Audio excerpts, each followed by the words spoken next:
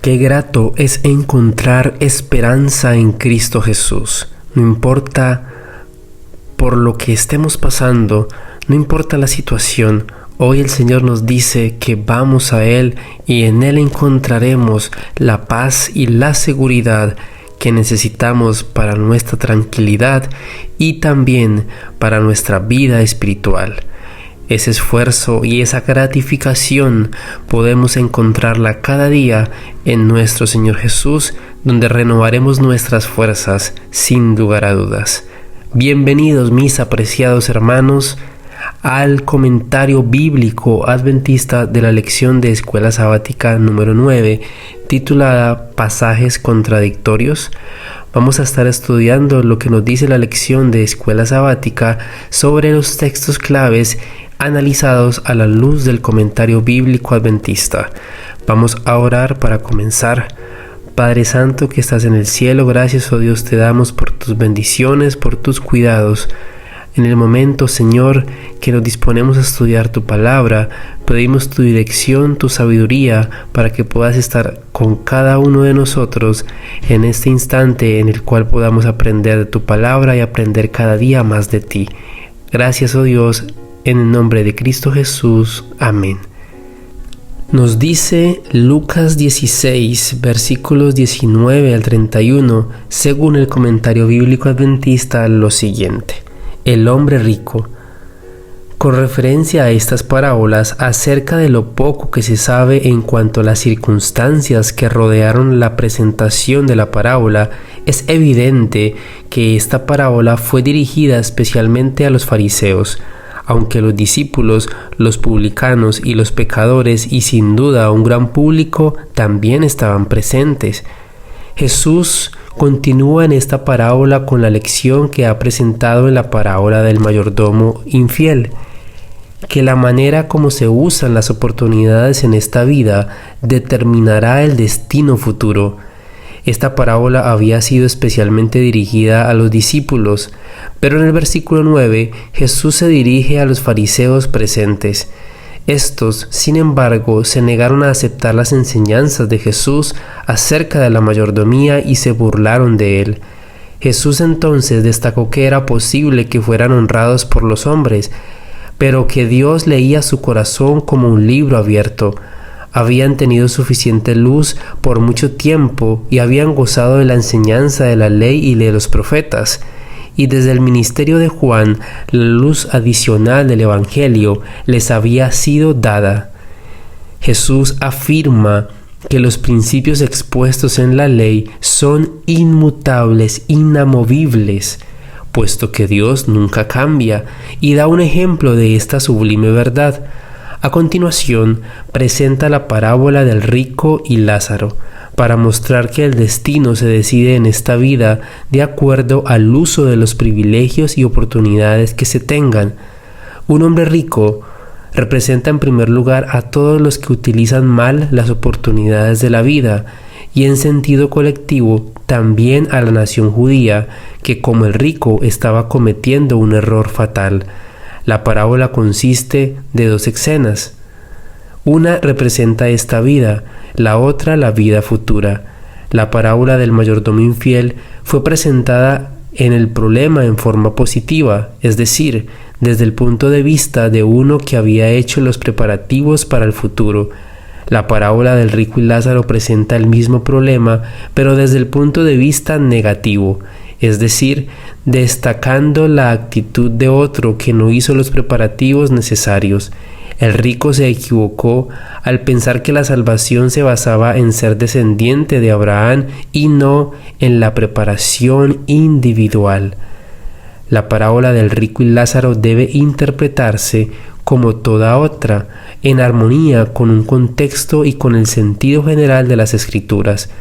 Uno de los principios más importantes de interpretación es que cada parábola tenía el propósito de enseñar una verdad fundamental y necesariamente tiene un significado muy importante, sino para darle forma al relato, es decir, no debe insistirse en que los detalles de una parábola tienen un significado literal, en lo que A verdades espirituales se refiere, a menos que el contexto deje en claro que ese significado es parte integral de la intención original.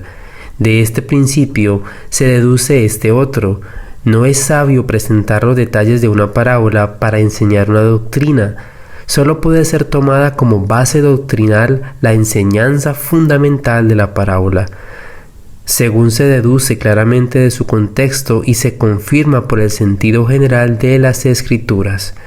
Según lo muestra claramente el contexto, esta parábola tenía el propósito de enseñar que el destino futuro queda determinado por el modo en que los hombres aprovechan las oportunidades de esta vida. Jesús no estaba tratando aquí el estado del hombre en la muerte ni el tiempo cuando se darán las recompensas. Sencillamente estaba haciendo una clara distinción entre esta vida y la venidera, y mostrando la relación de la una con la otra. Además, interpretar que esta parábola enseña que los hombres reciben su recompensa inmediatamente después de morir contradice claramente lo que Jesús mismo enseñó. El Hijo del Hombre vendrá en la gloria de su Padre con sus ángeles y entonces pagará a cada uno conforme a sus obras. Una de las reglas más importantes de esta interpretación es: los relatos y las expresiones figuradas deben entenderse a la luz de las afirmaciones literales de las Escrituras acerca de las verdades a las cuales se hace referencia. Aún aquellos que procuran hacer que esta parábola enseñe algo contrario a su contexto inmediato y al sentido general de las enseñanzas de Cristo, admiten que muchos de los detalles de la parábola son figurados, es decir, no son literales.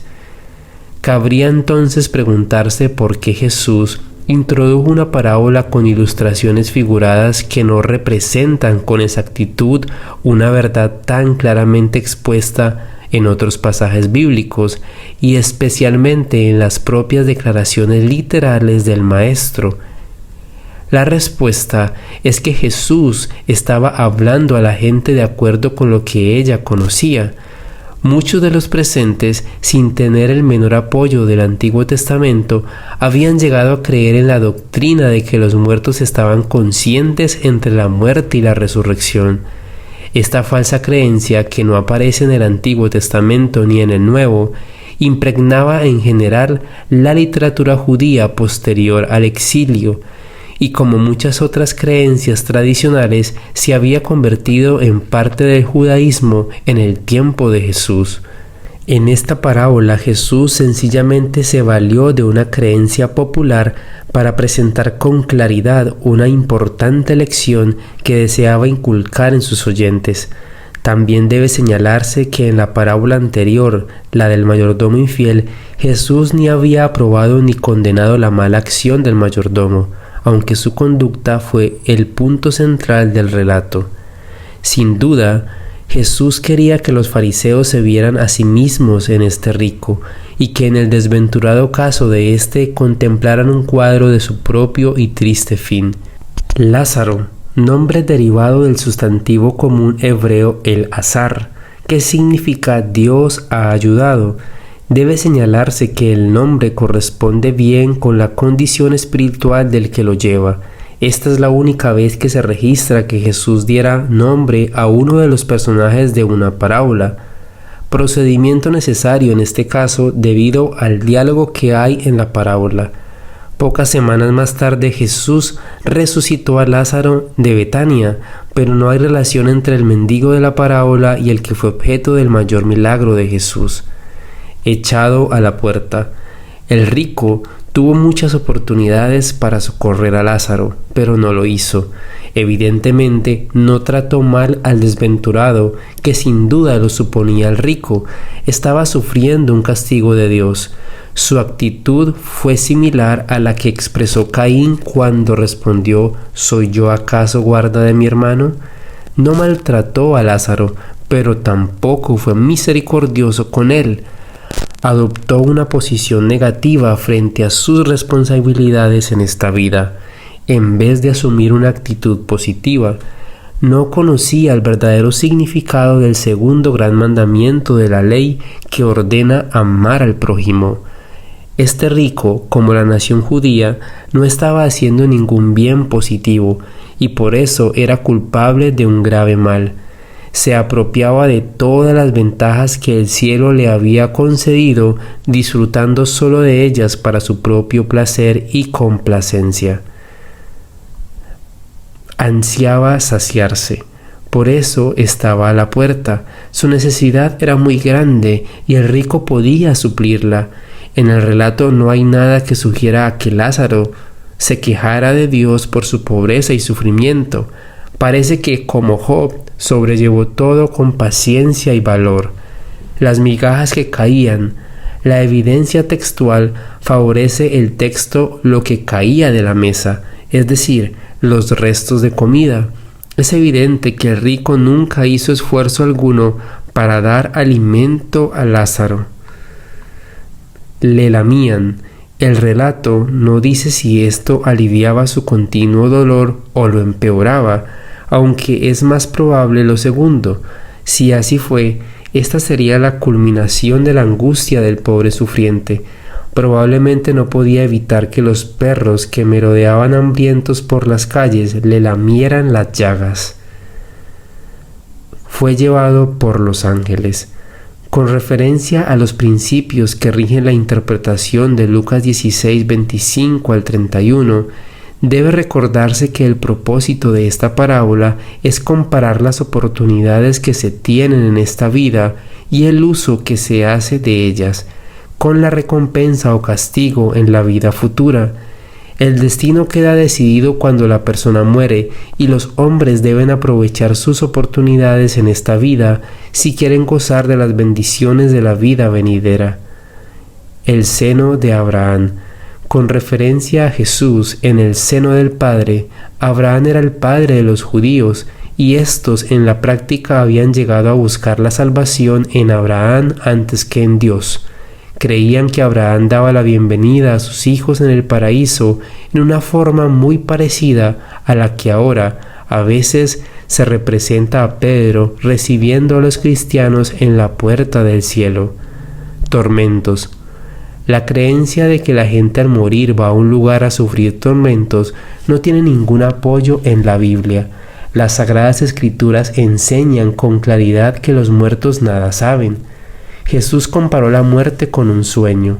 Si se deduce por esta parábola que Jesús enseñó que los impíos cuando mueren son llevados a cierto lugar para ser atormentados, entonces se enseña tácitamente que Jesús está contradiciendo lo que enseñó claramente en otras ocasiones acerca de los muertos, y también contradice lo que la Biblia enseña acerca de este tema. Los pecadores sufrirán en el infierno en los tormentos del fuego. Cuando Jesús presentó al rico como si estuviera atormentado en esta llama, claramente estaba hablando en forma figurada y por lo tanto sus palabras no se pueden interpretar en forma literal en cuanto a los principios de interpretación que rigen la explicación de esta parábola. Si no oyen, los que no se dejaron impresionar por las claras enseñanzas de la verdad eterna que se encuentran en las Escrituras, no recibirán una impresión más favorable ni por el mayor de todos los milagros. Pocas semanas después de relatar esta parábola, y como si fuera una respuesta al desafío de los dirigentes judíos que pedían una evidencia mayor que la que hasta ese momento habían recibido, Jesús resucitó a un hombre llamado Lázaro. Pero ese mismo milagro impulsó aún más a los dirigentes de la nación a intensificar su complot para quitar la vida a Jesús.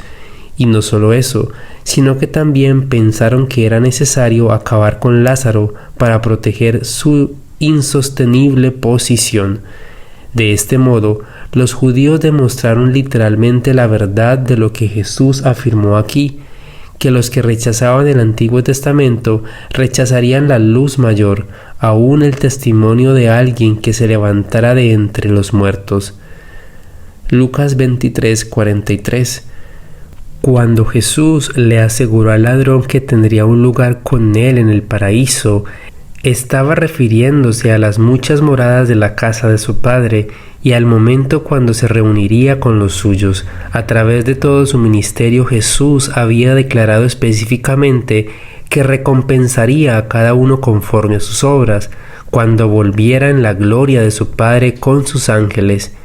Y solo en ese momento invitará a los salvados de la tierra a que hereden el reino preparado para ellos desde la fundación del mundo. Pablo enseñó que los que duermen en Jesús saldrán de sus tumbas cuando Cristo venga por segunda vez y entonces recibirán la inmortalidad. Los justos resucitados y los justos que estén vivos serán entonces arrebatados para recibir al Señor en el aire y así estarán siempre con el Señor. El ladrón estará con Jesús en el paraíso, pero será después de la resurrección de los justos, la cual ocurrirá en la segunda venida del Señor. El ladrón no se preocupaba tanto por el momento cuando llegaría al paraíso, sino de que realmente llegará allí. La sencilla declaración de Jesús le aseguró al malhechor que sin duda estaría en el cielo, sin importar cuán falto de méritos estuviera ni cuán imposible pareciera que Jesús, que estaba muriendo como si hubiera sido un criminal, pudiera cumplir tal promesa. En verdad, la presencia de Jesús en la cruz fue la que hizo posible tal esperanza. Filipenses 1, 21 al 24. Para mí, Pablo realza su propia perspectiva que contrasta con la de la mayoría de los hombres, quienes egoístamente se aferran a la vida y temen a la muerte. Cristo. La existencia de Pablo estaba comprendida en la de Jesús y estaba ligada a él. Su pensamiento estaba completamente absorto en su Salvador. Sus planes, sus esperanzas, todas sus aspiraciones se centraban en Cristo. Todos sus pensamientos estaban sentidos y sometidos al Señor. Por lo tanto, sus pensamientos no eran egoístas ni terrenales, estaban bajo el dominio de su Maestro. Ganancia.